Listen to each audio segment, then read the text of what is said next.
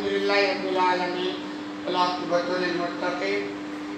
والصلاۃ والسلام علی رسول الکریم اما بعد۔ کل اس حدیث کے تعلق سے قرآن کی آیت جو باتیں یہ تھی کہ گواہ کا پیش کرنا یہ مدعی کے ذمہ ہوتا ہے، اور بات یہ ہو گئی تھی کہ جس کے ذمہ حق واجب ہے اس کو چاہیے کہ وہ اس کو تحریری شکل دے دے، یعنی اس کو لکھوا لیا کرے،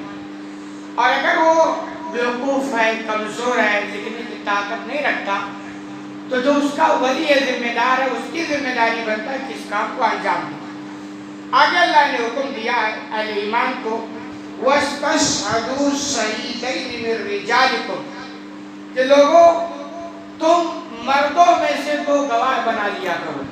یعنی جب لین دین کا معاملہ ہو، ادھار کا معاملہ ہو، قرض کا معاملہ ہو، جو بھی تمہاری زندگی کے اندر معاملات ہیں تو ان کو کرتے وقت کیا کرو، دو گواہ مردوں میں سے بنا لیا کرو۔ مطلب یہ کہ جو مرد ہوں سمجھا جاتا، لیکن گواہوں میں بھی تھوڑا سوچ بوجھ رکھنے والوں کو انتخاب کیا جائے۔ بہت سارے ایسے مرد ہوتے ہیں حقیقت میں جو صرف نام کے مرد ہوتے ہیں، جو کوڑیوں میں بکنے والے ہوتے ہیں، جو معمولی بات پر پھسل جایا کرنے والے ہوتے ہیں۔ ایسے لوگوں کو گواہی کے لیے انتخاب نہ کریں، اپنا فائدہ اور دوسرے کا نفع نقصان نہیں، حق ایسے بندے کا انتخاب کرے جس کے بارے میں آپ کو کے ساتھ یہ حق ہی بولنے والا ہے، چاہے اپنے بارے میں ہو یا سامنے والے بارے میں ہو، اس میں دونوں کے لیے فائدہ مند ہے۔ تو ایسے لوگوں کو کہتے ہیں سب یہ مرد ہے، مرد، تو یہاں بھی مرد کا تذکرہ ہے، جو حقیقت میں مرد ہونا اس کا انتخاب کریں۔ فَإِن لَمْ يَكُنْ رَجُلَيْنِ کہ اگر دو آدمی گواہی کے لیے نہ ملے، فَرَجُلٌ وَامْرَأَتَانِ مِمَّنْ تَرْضَوْنَ مِنَ الشُّهَدَاءِ تو پھر ایک آدمی کو بنا لو گواہ اور دو عورتوں کو، اور ان عورتوں کو جن کی گواہی پر تمہیں اطمینان ہو، یعنی ہر ایک کا انتخاب نہیں، جو بھروسے مند ہو، جن کے بارے میں ہے کہ ضرورت پڑے گی تو یہ صحیح صحیح گواہی دے دیں گی، تو ایک مرد اور دو عورتیں، اس طرح گواہوں کا انتخاب کیا جاتا ہے۔ ان تضل احداهما فذکر احداهما الاخرى، دو عورتوں کا انتخاب اس لیے کریں کہ اگر ان دونوں میں سے کوئی ایک مس ہو جائے تو دوسرا کیا مس نہیں ہوگی، یا ایک بھول جائے تو دوسرا اس کو یاد دلا دے گا، اس لیے کیونکہ عورتوں کے اندر بہت ساری کمزوریاں ہوتی ہیں، انہی میں سے بھولنے کی بھی کمزوری ہوتی ہے، تو اگر دو مرد نہ ملے تو ایک مرد اور تین عورتوں کا انتخاب، دو عورتوں کا انتخاب ہونا چاہیے۔ وَلَا يَأْبَ الشُّهَدَاءُ إِذَا مَا دُعُوا، آگے اللہ نے گواہوں کو کہا کہ گواہوں کو یعنی جب گواہی کے لیے بلایا جائے تو پھر وہ انکار نہ کریں۔ گواہ آپ بن گئے،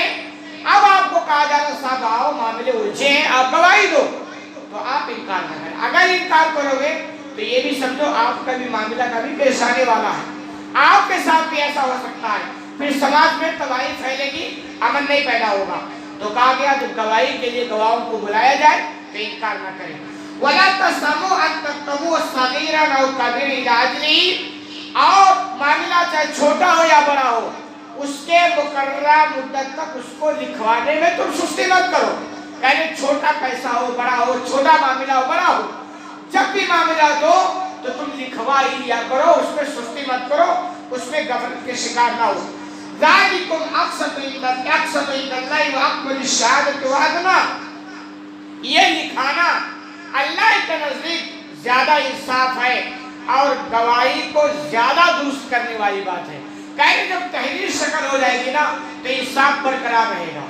اور گواہوں کے پھسلنے کے چانسز کم ہوں گے، کیونکہ جب میٹر ہوگا تو جو لکھے گا دونوں فریق ہوں گے، دونوں کا اس پر دستخط سائن ہوگی، اس کے بعد جو گواہ ہوں گے ان کا بھی اس پر دستخط ہوگا نا، جب وہ گواہی کے لیے دستخط کر لیں گے تو پھر جب ان کو پھسلنا ہوگا یا کوئی ان کو آفر کرے گا تو سوچیں گے یار کہ میرا وہاں تو دستخط ہو گیا میں کیسے پھسلوں گا، یہ لکھانے کا فائدہ ہوگا، اس لیے کہا کہ لکھا لیا کرو۔ اللہ ترتابو، اور اس میں سویرے مت پڑھو کہ لکھائے کہ نہ لکھائے، لکھائے لیا کرو۔ الا ان تکون تجارۃ حاضرۃ تدیرونها بینکم، مگر یہ کہ ہاتھوں ہاتھ معاملہ ہو، یعنی آپ کوئی کاروبار لین دین کرو تو کیش کی شکل میں ہو، ادھاری نہ ہو، تو کہہ رہے اگر ادھاری نہیں ہے فَلَيْسَ عَلَيْكُمْ جُنَاحٌ أَلَّا تَكْتُبُوهَا، تو اگر اس کو تم نہ لکھاؤ تو اس میں کوئی حرج کی بات نہیں، یہ تو معاملہ ہے ادھاری کا کہ لکھنا ضروری ہے، اور اگر آدمی face to face cash to cash لین دین کرا تو اس میں اتنا کوئی مسئلہ نہیں ارجتا ہے۔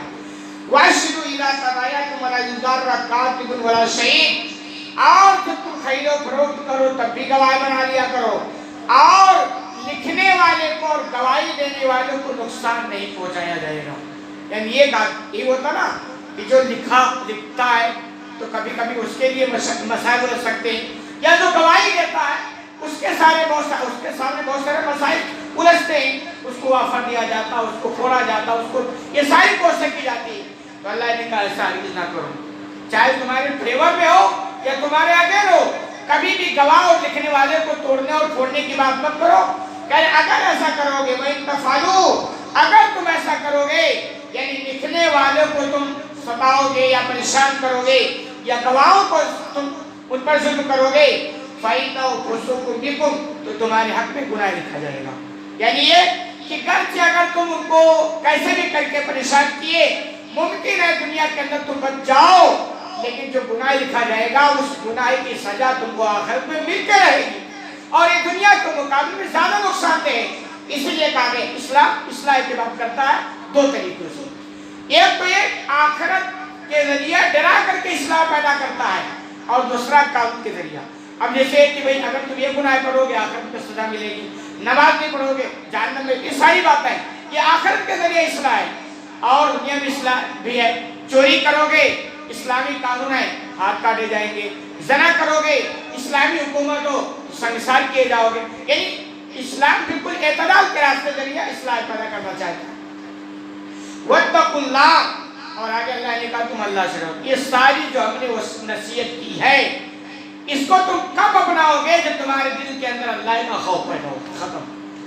سارے معاملے نا تقوی پر ہے۔ اگر دل کے اندر خوف پیدا ہو گیا تو سب دھیرے دھیرے مسئلے حل ہو جاتی ہیں۔ اگر یہ خوف نہیں ہے اللہ کا تو کتنی بھی نصیحتیں کر لیں، وصیتیں کر لیں، کتنی سمجھا دیں، آپ دیکھتے ہیں کتنا سمجھاتے ہیں، خطبہ ہو۔ الحمدللہ مسلمانوں کے پاس اصلاح کا جتنا بڑا طریقہ سسٹم ہے نا دنیا کے اندر کسی کے پاس نہیں ہے، اور اصلاح کی جتنی بات مسلمان کرتا ہے نا کوئی اور نہیں کر سکتا ہے۔ لیکن آپ دیکھتے ہیں وجہ کیا؟ وجہ یہ کہ دل کے اندر اللہ کا خوف نہیں ہے، تو یہ باتیں حلق سے نیچے نہیں اترتی ہیں۔ اس لیے اللہ نے کہا ان ساری باتوں کو سمجھنے کے لیے ضروری ہے کہ تمہارے اندر اللہ کا خوف ہونا چاہیے۔ وَيُعَلِّمُكُمُ اللَّهُ، اور اللہ نے تمہیں سکھلایا ہے، وَاللَّهُ بِكُلِّ شَيْءٍ عَلِيمٌ، اور اللہ تعالیٰ ہر چیز کو جاننے والا ہے۔ یعنی ساری نصیحت کرنے کے بعد اللہ نے کہا جو بھی تم کرو گے اللہ کے علم سے وہ باہر نہیں ہے، اور جب اللہ جانکاری رکھتا ہے تو ظاہر سی بات ہے اچھوں کو اچھائی کا بدلہ دے گا اور بروں کو ان کی برائی کے سزا دیتے رہے گا۔ اللہ رب العالمین سے دعا ہے کہ العالمین تمہیں کہنے سے زیادہ عمل کرنے کی توفیق عطا فرما۔ آمین۔